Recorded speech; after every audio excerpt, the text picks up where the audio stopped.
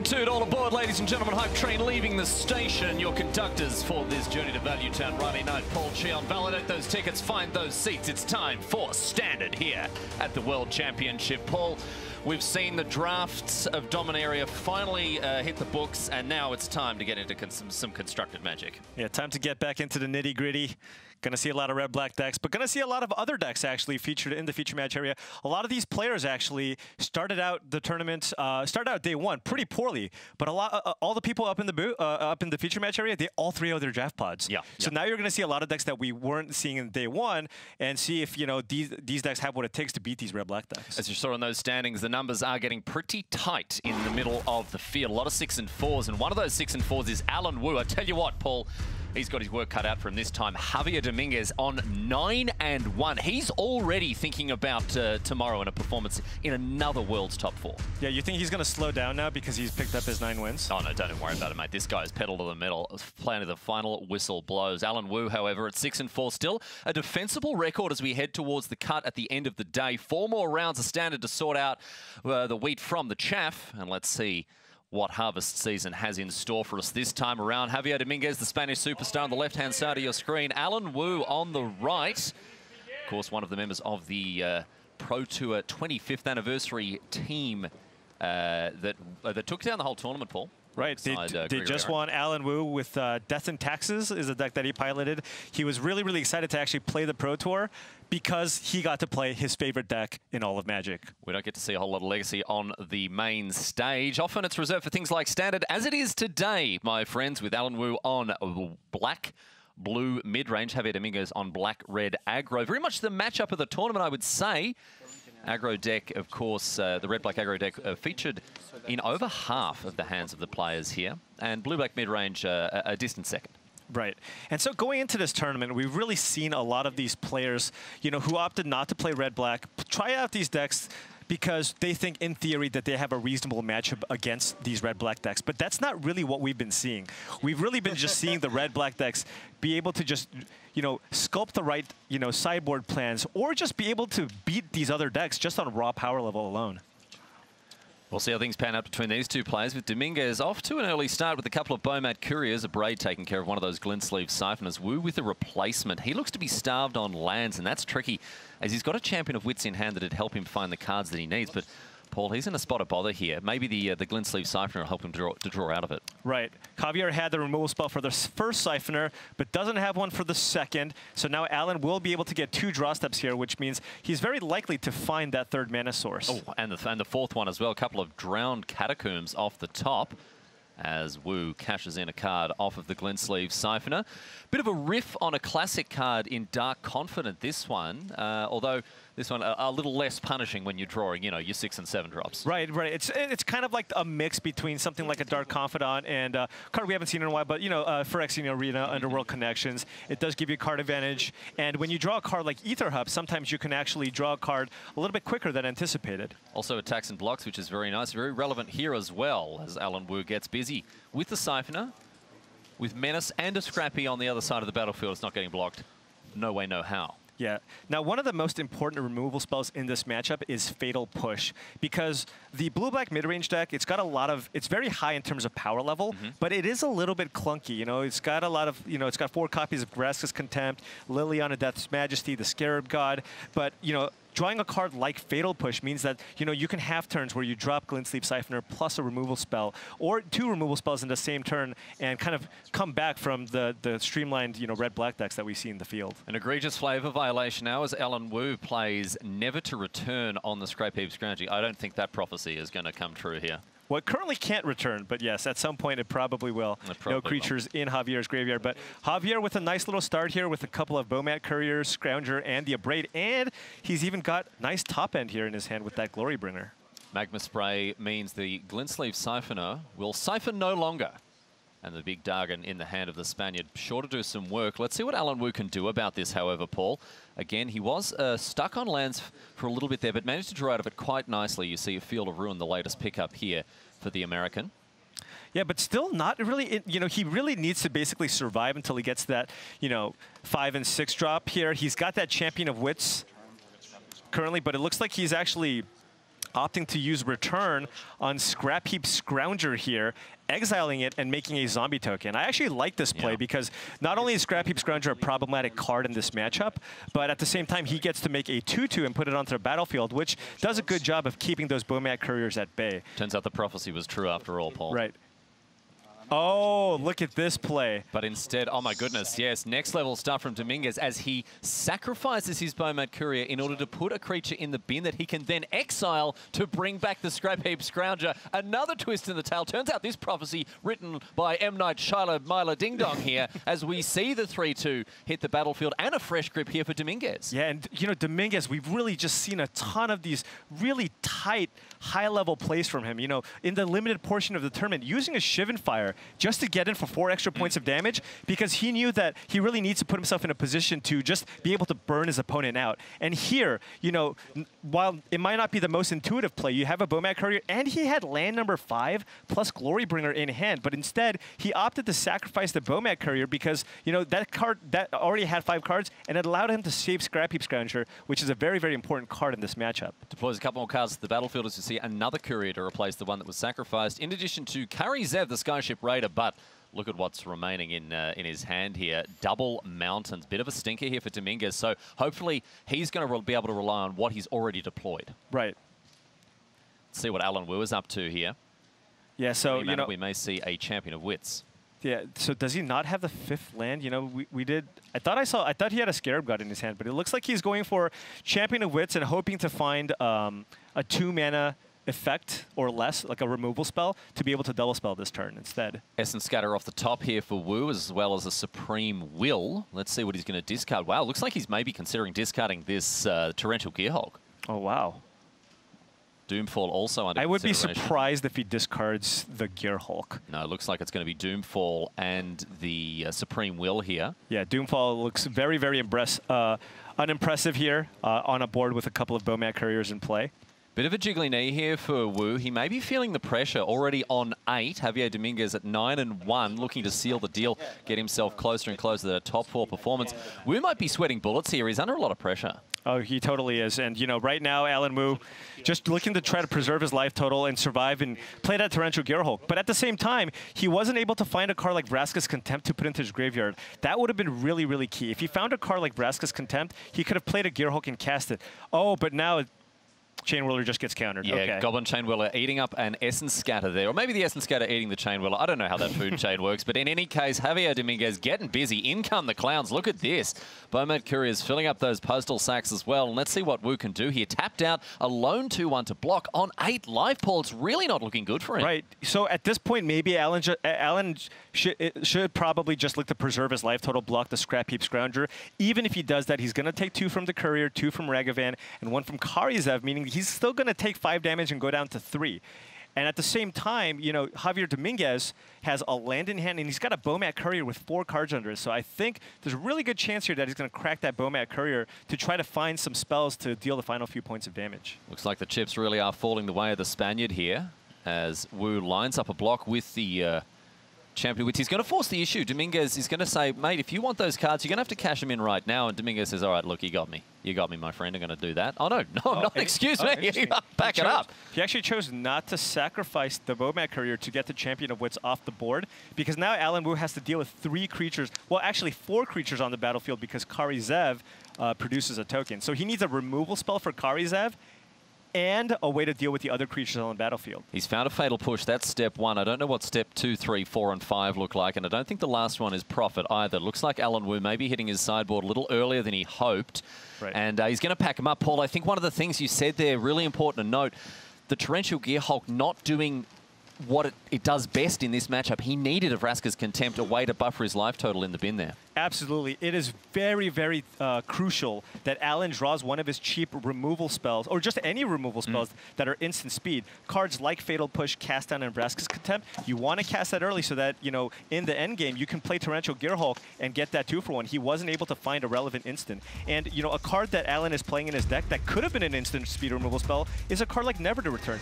Let's say that was a second copy of Cast Down. he would have then been able to play Torrential Gearhole to get one of those creatures off the board. Would have been a very different game, but that's the way that it goes here in game number 1 of our 11th round of the World Championships. We've got to take a quick break. On the other side of it, more Standard coming your way from Las Vegas. Don't go anywhere. We'll see you back here after this.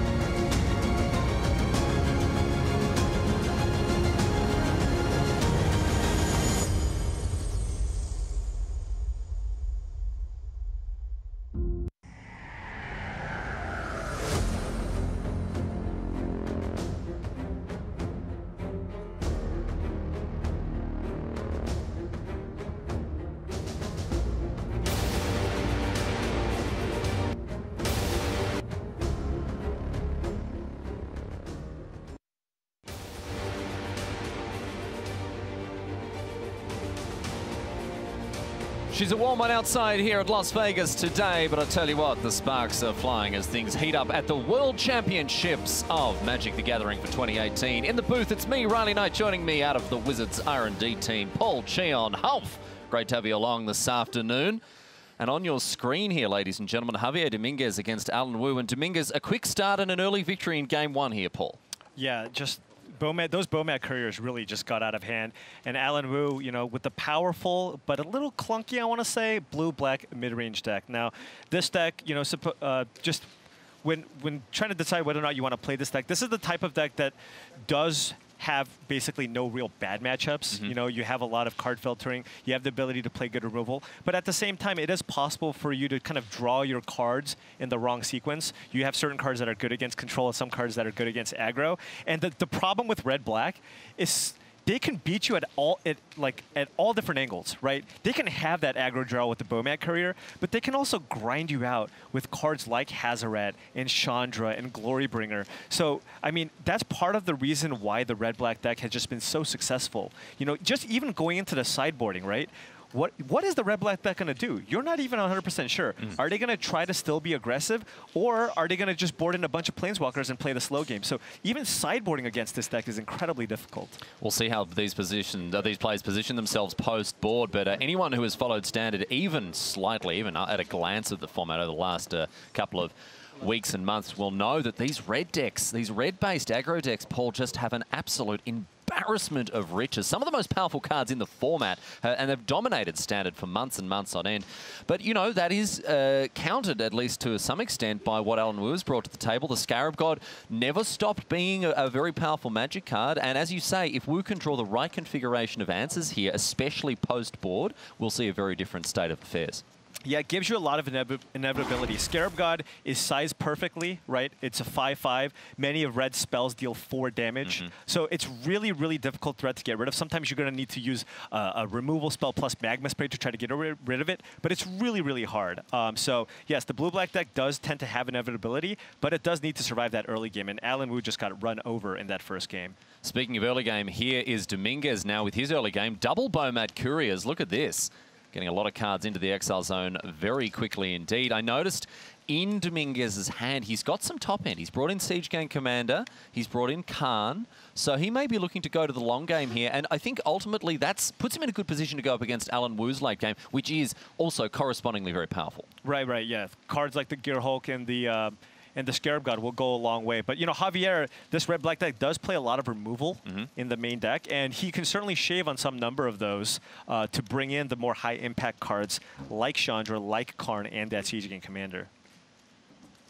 Well, from this position anyway, Dominguez is playing it by the book here with some early creatures. Wu hasn't had too much to say for himself right now. His hand is not exactly awkward, as it's set up well with Brassicas Contempt to contest these big threats, but Negate hasn't done any work so far. Champion of Wits, a potential play here, although very bad in the face of an opposing Chain Whirler.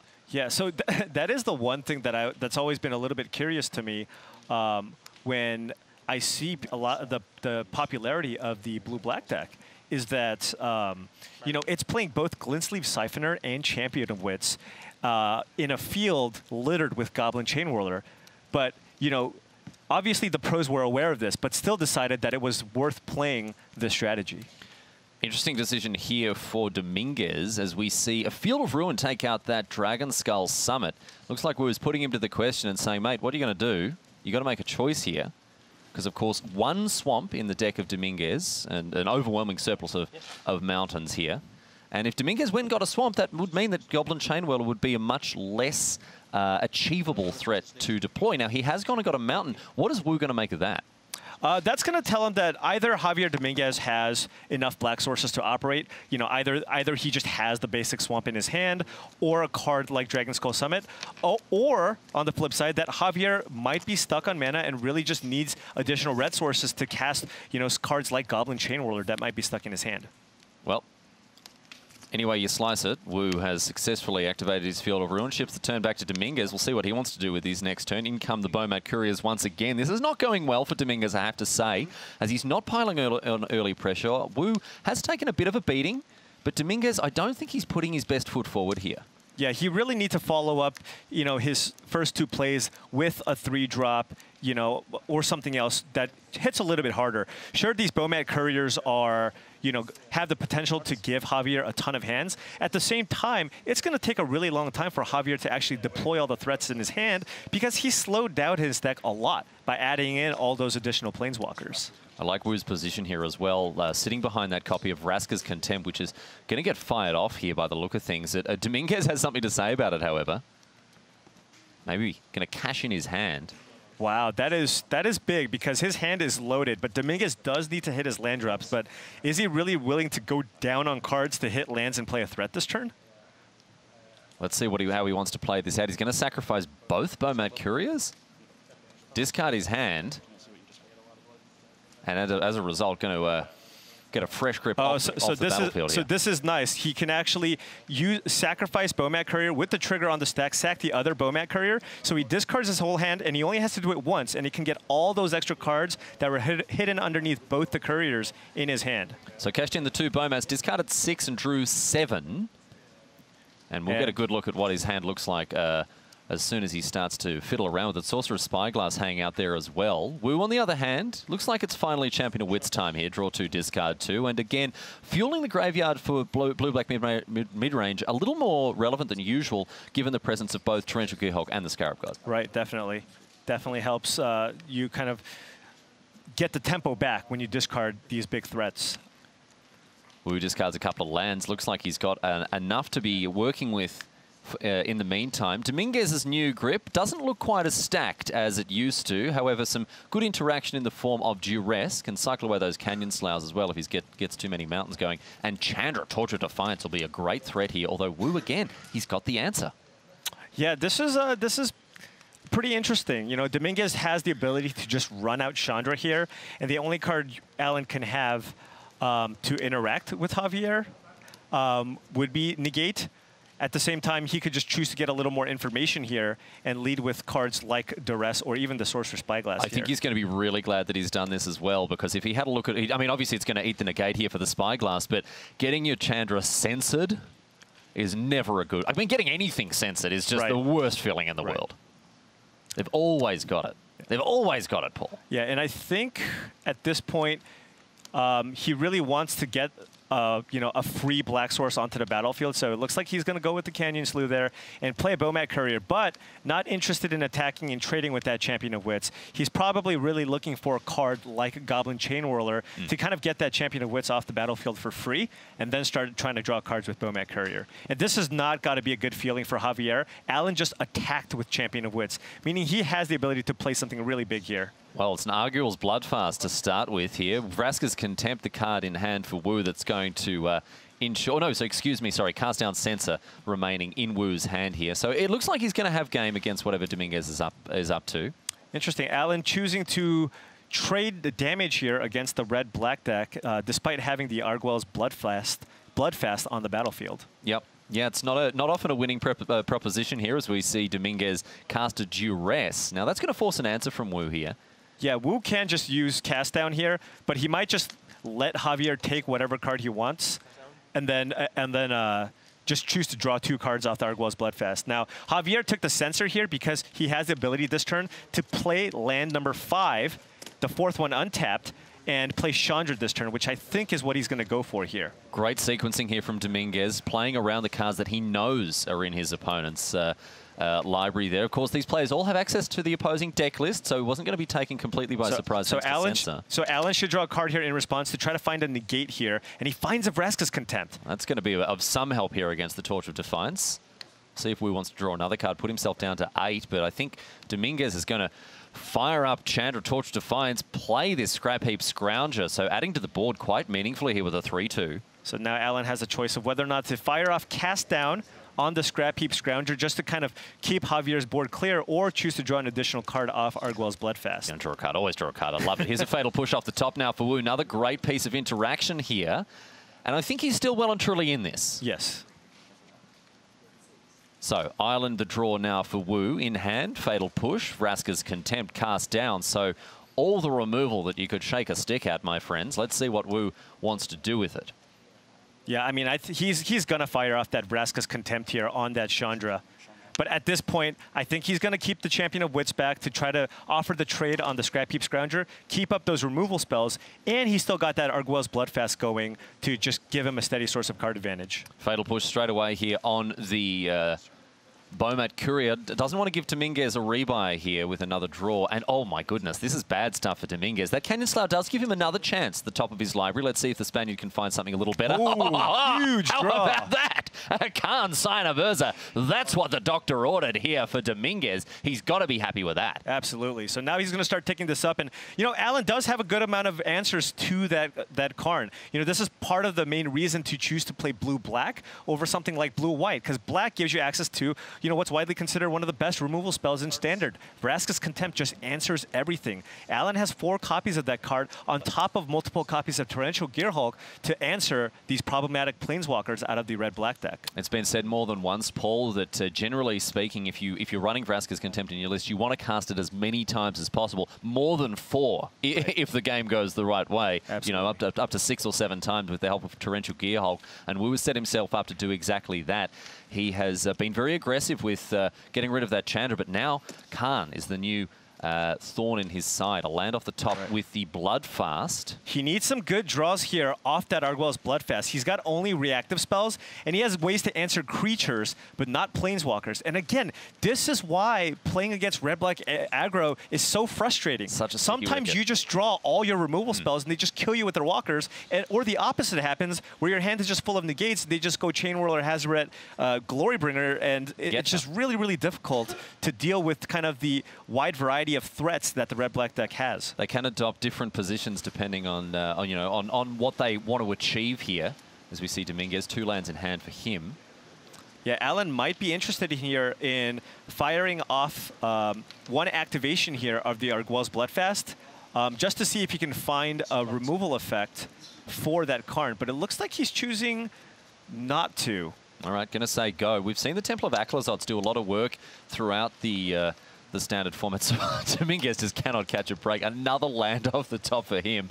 And so maybe Wu is looking to, find some Torrential Gearhulks, flip that that Arguel's Bloodfast, get some value and then gain some life. We've seen it happen before. We may see it again here, but at the moment, all eyes on Khan as the sign of Urza looks to tick up further. Dominguez has 2 options here. He has the ability to consider just guaranteeing a Doomfall. He can actually use that Doomfall and make Alan Wu sacrifice, sacrifice the Champion of Wits, which would then exile it. Or he could plus and just try to dig deeper and find another big threat that he can get on the following turn off Karn's minus ability. Oh, big relief for Dominguez. Another land. Oh, just what he wanted there. Yeah, but big relief from Alan as well because Javier didn't play another threat this turn. So Alan now has lots of draw steps here with that Arguel's Bloodfest to find an answer. Now, his second Arguel's Bloodfest, not exactly what he wanted. But now that he's down to 4 life, he has the ability to sacrifice Champion of Wits to the Bloodfast. Which the Temple of Aclazots, to the Temple, which would then allow him to eternalize the Champion of Wits and further dig through his deck for more cards. Well, let's see how he's going to play it here. Wu, plenty of reactive cards in hand, as you said. Double Essence Scatter cast down. Plays an Ether Hub now, up to 2 energy. Not going to be hugely relevant, as you can see that he's got plenty of fixing with his colors. Here's another Arguel's Bloodfast. Arguel's a thirsty boy. Yeah. And mate, keep in just mind, have a drink. The flip effect is... it's a May. It's a May. So Alan could go down to 2. Get 1 more card. Of course, sacrificing the Champion of Wits would give Alan an additional life, so then he could go down to 1 if he wants to draw more cards off this Bloodfast. I mean, you always want to draw more cards. Who doesn't, right? You always want to draw more cards. Even the red-black deck wants to draw cards. Look, it's got a Karn on the battlefield. Yeah, they're doing their best impersonation they're of it, trying. right? They're trying. They're trying their best. Yeah. They're doing a really good job, too, in the hands of Dominguez here at 9-1 at the World Championships. This guy is hungry for that second top 4 performance dispatched in the final last year to the might of William Huey Jensen. We'll see if Dominguez can improve on that this time around. He's looking good for it, but of course, plenty of work to go before we make our cut to top 4. And Wu is going to do his best. And he's got a ton of mana now, so he's definitely just going to go for the block sack, go to 5, as he has plenty of mana to still cast Essence Scatter and Cast Down. And this also gives him the ability to draw 2 more cards off the Bloodfast and try to find an answer for that Karn. And look at Javier Dominguez. He's like an English baron in the Middle Ages. He's got so much land. Three land cards in hand. He's just played his Dragon Skull Summit here. And he's flooding out severely. Khan's going to help him find some action now with a Kari Zev. But Alan Wu is going to answer it with an Essence Scatter. Yeah, using one of his 2 Essence Scatters. Wants to make sure he has that cast down available to get rid of that Scrap Heap Scrounger if Javier has an answer for that Champion of Wits. Now, this Champion of Wits will be eternalized this turn, unless Alan drew a better threat like Scarab God or Torrential Gearhulk. But tap in 7 mana, let's draw some cards. Oh yeah, draw 4, discard 2. That also gives him 4 life on a stick in a pinch if he needs to use the Temple on his little snaky fellow there. So draw 4, discard 2 again. This is better stuff from Alan Wu on 3 life. A little bit precarious, but you'd think, oh, Torrential Gearhulk, here we go. Oh yeah, and that's a huge draw. Having the access to Torrential Gearhulk means he can cast the Gearhulk, get Brassicas Contempt, get Karn off the battlefield, and then after that, he can sacrifice the Torrential Gearhulk if he so chooses for 6 life, which could then give him additional cards with that Arguel's Bloodfast. Beautiful circle of life. Oh, yeah. It's beautiful, Paul. It's poetry Just and cards on top of cards, on top of cards, on top of cards. Yep, that's right. And we see now Dominguez with another pretty lackluster threat. This is not great from the Spaniard as he finds Kari Zev. We talked about the fact that the red-black aggro deck is able to adopt different postures, different positions, but drawing a 2-drop, I mean, it's a powerful 2-drop on turn 2. At this stage, maybe a little bit late to the party, Paul. Yeah, and that's the thing. When you have the impact of card draw in a deck like red-black aggro versus a deck like blue-black midrange, the blue-black midrange is just the card quality is overall higher because it has some of the more powerful top-end cards, right? The red-black deck doesn't have as many 5- and 6-drop cards. So oftentimes, this red-black deck, even when it draws additional cards, you're finding a Scrap Heap Scrounger. You're finding Kari Zev. What's blue-black finding? Hard removal spells, Brassicas, Contempts, Torrential Gearhulks. So now the Kari Zev is going to hit the battlefield. Wu actually opting not to use his extra Essence Scatter there. Now, of course, he can't cast down Kari Zev, but he's going to be able to use Never to Return on that Khan here. So pulling further and further ahead, even though he's on 3 life. For those of you who may be, watching one of your first Magic broadcasts, well, welcome. It's great to have you along. By all means, welcome. You may look at this and go, he's on 3 life. He's nearly dead. This game's wrapped up. But Alan Wu in a commanding position here, Paul. Not the easiest thing to grok when you're a newer player. Yeah, Alan has officially turned a corner. And look, Javier Dominguez has now conceded. He drew, to be fair, like 14 lands over the course of that game. Yeah, he did a bad job. He did a bad job of finding his action there, but that's just the way that it goes sometimes. A rueful loss there for Dominguez, but I really like the way that Alan Wu navigated that one, especially using Arguel's Bloodfast. An unorthodox choice at first blush against an aggressive deck, but it gave him the velocity that he needed to push forward to that late game. And Temple of Aclazotz in conjunction with the second one, leaving him never leaving him short. Yeah, and that's the thing. When you look at a card like that, you're like, well, you would never keep that in against an aggressive strategy, right? However, the red-black deck doesn't really have a ton of reach in terms of burn spells, right? So you can't afford to get low enough where you can flip it. Once you flip it and you start sacrificing on some of your bigger creatures, that's a life gain source. And then if you draw an additional copy, you can just keep drawing more cards on top of that. So Circle of Life. That's right. That's Circle right. of Life. That's what we said. Oh, yeah. Yeah. It's great stuff here from Wu. And now forcing the tiebreaker between these two players. Game number 3. First one going the way of Dominguez in very convincing fashion in game number 1. Game number 2, Alan Wu, as we saw, picked it up there. And we'll see how things go in game number 3. Speaking game 3s, Paul, we're going to jump over to one of our back tables here. We've got the Pro Tour champion, Wyatt Darby, against Ken Yukihiro, the Japanese superstar. They're in game number 3 as well. The Mono Blues Spice. What's going on here, Paul? Well, it looks like Ken just goes 1-drop, 2-drop, try to play a 3-drop, but Wyatt had a removal spell. But it looks like Wyatt missed on his 3rd land drop, which is a big problem. And Ken Yukihiro just, he doesn't have anything too fancy here, but, it looks like he's got another Nimble Obstructionist and access to Essence Scatter if Wyatt Darby did have the mana to play something like a Goblin Chain Whirler. So, on Vendilion click mode now, the 3-1 comes down, quickly eaten up by a Braid. We've got 1-drop, 2-drop, red drop, blue drop now as Wyatt Darby goes down to 13. These are mighty creatures. Look at that. The limited all-star Slitherblade getting it done. Ken just playing the tempo game here, playing another Trickster here, tapping down the Scrap Heap Scrounger, and the last card in his hand is an Essence Scatter, so he's got to feel pretty good. However, I mean, despite the fact that Wyatt Darby is mana screwed, he still has a removal spell every turn, which is slowing down Ken a little bit. But, maybe that Slitherblade is just going to go the distance. Oh, that is a 1-2 unblockable, and, Wyatt Darby is down to 7 life. There's no safer bet. There's no safer bet. You've got to respect. The Slitherblade cannot be contained. He cannot be contained. Yukihiro is tootling away on his flute. This snake has risen from the basket and is ready to strike. Look at him go. This bloke's a machine. We had R&D when...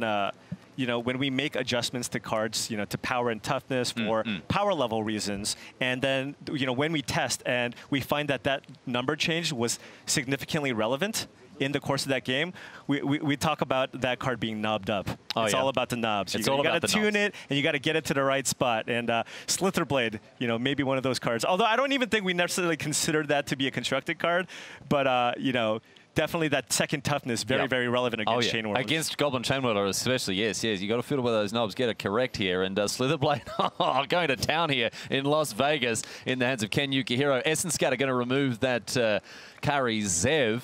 And Yukihiro, he's just relentless, this bloke. He just does not stop. Back to Darby now on 4, who's looking to be in a world of hurt here. I mean, Darby... Darby had a lot of good removal, but, I mean, That's Slitherblade. Like, you know, Wyatt's going to be attacking with that Scrap Heap Scrounger. He does need to play a creature this turn. But if Ken has nothing, right, then all Wyatt's doing is taking 1 damage a turn, unless Ken draws something like a Curious Obsession to slap onto that Slitherblade. Yep, and start drawing some extra cards, do some extra damage here. Darby now with a Pia Nalar. So this is big. Does Ken have an answer to the Pia? He does not. So, Island in hand, off the top. Didn't get a great look at what Yukihiro drew that turn, but runs his hand through that luxurious hair here. He's going to have a think about things. What a man he is. What a hero. Ken Yuka, people's hero. That's what he is. Absolutely. Oh, no, and he's been slowed down. Wyatt Darby's on a 3-turn clock, but he's also got quite the clock himself with that Scrap Heap Scrounger, Pia, and the Thopter token. Very true. It looks like, is that a Nimble Obstructionist in the hand of Yukihiro there? I don't know. It's a blue card. If it is, that's huge. It's a blue card. I can tell you that. It's a blue card that's not a sorcery speed creature. Yes. Okay. So we'll see what it is here from Yukihiro. He does need to pull something together as Darby is threatening to overtake this game at a very late stage. This game poised on a knife's edge, I think it's fair to say. 8 life for Yukihiro and only 3 for Darby. Something like a Curious Obsession off the top would be huge, but what could they have here? Darby has got a pretty stacked hand, I think. I saw a Heart of Kirin in there, amongst others. I think, yeah, Wyatt does need to be... keep in mind that Ken could have something like a Nimble Obstructionist. At the same time, that Slitherblade is slowly grinding away at Wyatt's life total. Oh, it's the grindiest card in Magic. Right. So Wyatt does need to apply enough pressure where he can actually get Ken Yukihiro dead before he does. Well, he's going to try to do exactly that here, Paul, with an attack for 4. Going to try to halve the Japanese player's life total. That may provoke a response from the world number 11. Let's see what he's up to. Yeah, so Ken can choose to just block the Scrap Heap Scrounger with that Merfolk Trickster. You know, maybe the Merfolk Trickster just doesn't have a great chance of actually being able to attack, and Ken can just hope to just lean on that Slitherblade to get it. But it looks like he's taking the damage here, so hoping to try to get in for the final few points of damage with that Merfolk Trickster. He's going to have to do it somehow. Heart of Kirin is the play now for Darby by the look. Oh, no, he's thinking better of it here. Now this is really rough. Darby just has all these expensive cards in hand, but this Heart of Kirin, he can't even crew it. No, he can't even crew it now because of the Pia Nalar only on 2 power rather than 3. So if Ken Yukihiro draws a way to deal with that Pia Nalar, he will be able to kill Wyatt Darby. Another Merfolk Trickster would do it. That'd do it. That'd get it done here. Any way to push through those 2 points of damage here for Darby for Yukihiro would put Darby in the ground, and that's going to be rough stuff for him. So let's see what it is. He's going to... Oh, it's a Wizard's Response here. Gets rid of the Heart of Kirin, so that's not even going to enter the battlefield. Oh, here comes the slow roll. The big squeeze, Yam Wing Chun. What do you got here, Ken Yukihiro, old son? Show us. Didn't look very exciting. No, it didn't actually, no. No. Bit of a stinker there maybe for Yukihiro. He looks to be attacking with the Slitherblade. 1 mode only. One mode only. Boy. That's good attack. Is he going to try to get that Pia Nalar off the board? So now it depends on what Ken Yukihiro has drawn. If he attacks with both, Wyatt does have to trade off the Pia Nalar to the Merfolk Trickster, but Wyatt is also representing lethal damage here with that Scrap Heap Scrounger and that Thopter token. So Ken needs to have drawn another creature here to be able to afford to make this attack. In hand for Yukihiro is Island, mystery card.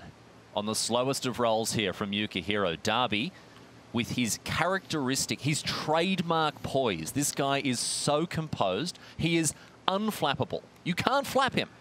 Try as you might. There are no avenues of flapping. No. The flap factor for Darby, 0. Chandra off the top, can't cast. He's got all these 4 drops, all these 5 drops. I think he's even got a Chain Whirler he can't cast. God, this is so close. So now Wyatt Darby has lethal on board. Okay, he's got a Chandra, he's got a Scrounger, and he's got a Thopter. Ken Yukihiro can block Scrap Heap Scrounger, but he's going to take 2 from Pia, 1 from the Thopter, and Pia has the ability to give artifact creatures +1/+0. The fire breathing. Right, but Ken has that mystery card, and Ken has 2 cards in hand. Wyatt doesn't know what they are. But at the same time, you know, Ken Yukihiro could draw a Curious Obsession and slap it on a Slitherblade for the win. So will Wyatt Darby just go for the win here and just attack with all his creatures and with the pump spell? Can he get through this turn here? Darby looks like he's going to force some action. He has Scrap Heap Scrounger, leaving the rest of his cards unplayable. He's holding a ham sandwich from the buffet right now. Okay, so now Wyatt Darby has played that Scrap Heap Scrounger. He can now alternatively use Pia Nalar, sacrifice the Scrap Heap Scrounger so that the Merfolk Trickster can't block, and he also has a lethal attack that way. It all comes down to the mystery card in Ken Yukihiro's hand. One of them's an island. What is the other one? He is playing them so close to, he's playing them close, not even close to the table, not even close to his chest. He's playing them close to the table here. And this is going to determine the outcome of the game and indeed the match. What does Yukihiro have? Falter. This can have something here. Falter, the trickster, and absolutely stone cold nothing for the Japanese superstar. And he goes down in flames. Wyatt Darby will be very happy to have got across the line there. And poor old Ken, a rough beating, but, well, Slitherblade can't always get you there. No, no. We move back now to our front table. Javier Dominguez facing off, of course, as we've seen, against Alan Wu. Dominguez on 9-1 Looks here. like a mulligan to 5? Ew. He does not have a lot of cards in hand. Maybe a 4. I'm not sure. It's not great. Pianala, number 1 in the hand of Dominguez. And look at this curve from Alan Wu. Oh, turn 1 push, turn 2 scatter. We're going to see an evisceration here for Wu as a Sorcerer's Spyglass comes down, revealing a hand that, well, I mean, you know. That's quite a good hand, actually, for a mulligan. I mean, now Alan Wu's going to name Chandra Torch of Defiance, but, you know, Javier still has 2 very relevant threats in his hand. So a mystery card off the top here for Dominguez. It's all mysteries all the time, my friends. And Alan he's found a 4th land. And Alan missed land drop number 3. He played an Essence Scatter on 2, then a Sorcerer's Spyglass on 3. So despite mulliganing down to what looked like 5, maybe 6, Javier Dominguez still with a fantastic start. He still has, if he draws a land next turn, he can just go land, Hazret, attack you for 8. So it looks like Sorcerer's Spyglass maybe naming Chandra there, as we saw Dominguez deploy a Pianala rather than the Planeswalker or the 5/4 that wouldn't be able to do anything last turn there, Paul. Yeah. And now a Champion of Wits for Wu. That should draw him the lands he needs. Yeah, that is a big draw, though. Drawing that 3rd land was huge for Alan as it allowed him to play the Champion of Wits, and now he has the ability to try to find a Brassicas Contempt. But Javier Dominguez does draw that 5th land. Now he just is playing a Hazret on curve and just attacking. All the Sorcerer's Spyglasses in the world aren't going to stop a hasty 5/4. This was a strategic mulligan. Oh, yeah, absolutely. Yeah. That's what you do. So you can just 7 cards is too many. You go down to 5 so you can attack with Hazard as early as you can. Wu takes a pasting. He's down to 14. Let's see what his next move is here. Finds that 4th land. Vraska's Contempt in hand. Okay. That may be the way to steady the ship here, Paul. If he has a Brassicas Contempt in hand, then things are going to be very, very difficult for Javier. I'll tell you this. He's got 2. How about that? Oh, wow. I mean, Wu has everything.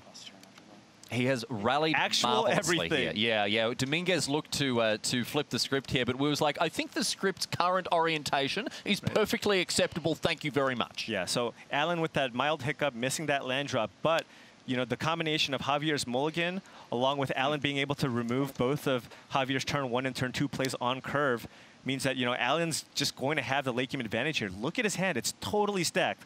It's got a Scarab, got Liliana, and a Vraska's Contempt. He can really power towards this late game here. He'll want to pick up a couple of extra lands, of course, but Vraska's Contempt is going to give him the breathing space that he needs. I mean, there was an early hiccup, as you said, Paul, but it looks like Alan Wu was able to eat a spoonful of sugar, hold his breath, and drink a glass of water the wrong way around, all at the same time to get past that hiccup.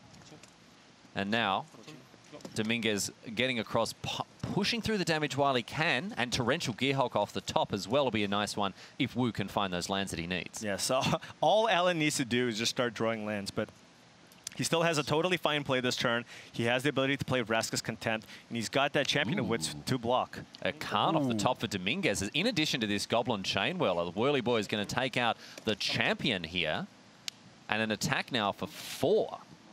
Wu's under pressure. Going to fire up that Vraska's Contempt as a result. Pianala hits the Exile Zone. And there's land number 5. Okay, all right. We got a game. Yeah, we got a game. I imagine I would guess the Scarab God is the card that's going to be entering the battlefield this turn. Liliana is an option. He can use Liliana to get back Champion of Wits, but doesn't seem like the best option. He could also just play Liliana and plus it, but you know. This is going to force the issue. It's like, Javier, do you actually have a way to get this Scarab got off the board. And he actually draws in a Braid. So old mate's Gabby G now for Alan Wu. And a Braid would be huge in addition to the first strike of Goblin Chain Whirler. But looks like Khan is going to be where Dominguez Well, I like ends the sequencing here. Javier now has a pretty decent chance of revealing a land of the top 2 cards. Oh, and that's probably what Alan's going to give him. Easy game as he gives him a mountain as so well the, here. the sequencing works out perfectly for Javier. So now he will be able to, now he's going to attack with Thopter plus Chain Whirler. He's, which is kind of showing his hand, right? It's like, hey, I have a burn spell in my hand. But Alan at this point might be so behind where he might not be, he might not be able to afford it. I mean, it is technically only 4 damage. Maybe Alan can play around this. Just take 4, go to 9. Then Scarab God can actually attack Karn down to 1. The other thing is, with that Pia in the graveyard of Dominguez, that's a tasty target for the activation of the Scarab God, bringing 2 extra bodies to the party. Right. But, Wu goes for the bait. A Braid is going to remove the Scarab God, and Wu, I think, just shortcutting it, putting it back in his hand rather than in the graveyard, and then back in his hand there. So land would be great, as that would allow him to play land Torrential Gearhulk. You cast Brassicas Contempt on the Karn. However, he can still just run out the the Scarab God, and Javier still needs to find an answer for it. So, bit of a deja vu moment here. Glitch in the Matrix now as we're back to where we started, although Khan is ready to party now on 6 loyalty. The Khan father. Well, not really the Khan father, that's the 7-drop. This is the Khan uncle. Yeah, something like Uncle Karn. Good old Uncle Khan. There you go. It's going to continue to provide advantage here for Dominguez. Uncle Khan ticks down, going to get at that Canyon Slough here. And cycle it away. Yeah, he really wants to find... A mountain?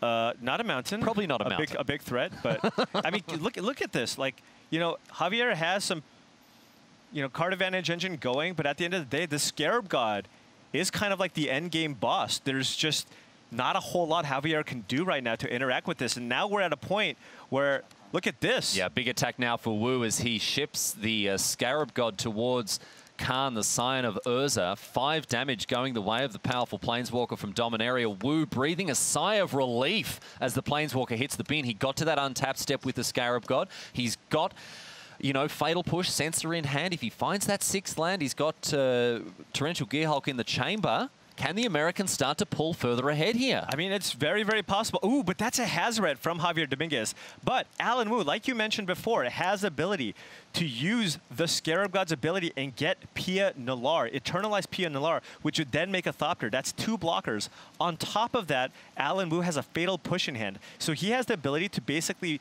deal with or block 3 creatures on the battlefield. It's looking good here for Wu, because in his graveyard, of course, Champion of Wits, which gives him the opportunity to cycle through more of his deck. But right now, we're going to see an activation of the Scarab God.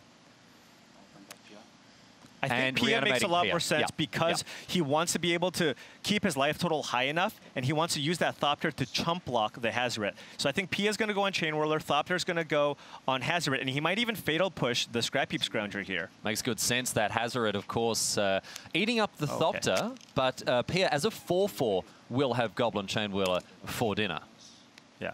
And now, Alan, this Hazoret does have the ability to whittle away at Alan Wu's life total. Alan Wu really needs to find land number 6 here. He's been looking for them for a while, but if he finds land number 6, he will be able to play Torrential Gearhulk and cast Brassicas Contempt. Aether Hub off the top unlocks Torrential Gearhulk. Brassicas Contempt in the yard here. This Hazoret not long for this world. And now the question is, does he want to just main phase it so he doesn't take any damage off the Hazoret? That does leave him a little bit vulnerable to a top-decked Glorybringer, which would be able to get in for a good amount of damage. But he's on 8.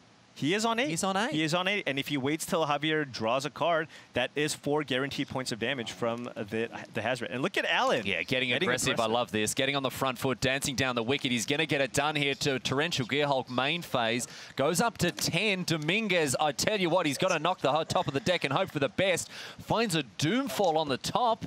Not going to be enough, and Alan Wu unseats a giant in Javier Dominguez. Goes down to 8 and 2, 9 and 2, I should say. And hats off to Alan Wu. Masterful clinic there from him with his blue-black mid-range list across games 2 and 3. Just so impressed with the way that he navigated those very tricky waters. Right, yeah, I think the matchup just gets a decent amount better for Alan after sideboard. He does have access to a couple of copies of Infernal Reckoning, but also just Javier got off to a much slower start, right? You know, game one, it was a blistering start. Curve, removal, big creatures, and Alan just didn't draw enough removal spells. But in games 2 and games 3, he was able to draw a fair mix of removal interaction. And of course, there were issues where Javier did get flooded in the second game, and he also mulliganed down in the third game. So, you know, but Alan took advantage of those, put himself in a situation where, you know, he was able to extend the game and ultimately win the game with that Scarab Guide. Really impressed by the way that he used his resources there, I guess, and deployed them in a way to ensure that, you know, any sort of leaks that began to, you know, appear, any top decks that Dominguez might have, the chance of them impacting the game were as minimized as possible, Paul. Yeah, and it's not like Alan's draws were perfect. You know, he had some hiccups in that third game. He really was just looking for lands, but instead, you know, he was, you know, doing other things to try to stay alive to the point where, you know, he can eventually take over. And I really like the way he played that second game with that Arguel's Bloodfast, managing his resources, not being afraid to go down low enough to find the answers that he needs for whatever Javier might draw. As I said, very, very good use of those resources there for Wu, but that is the way that it goes for round number 11 here at the World Magic Championships. We're going to take a quick break. We'll be back at the desk in just a few moments. We'll see you then.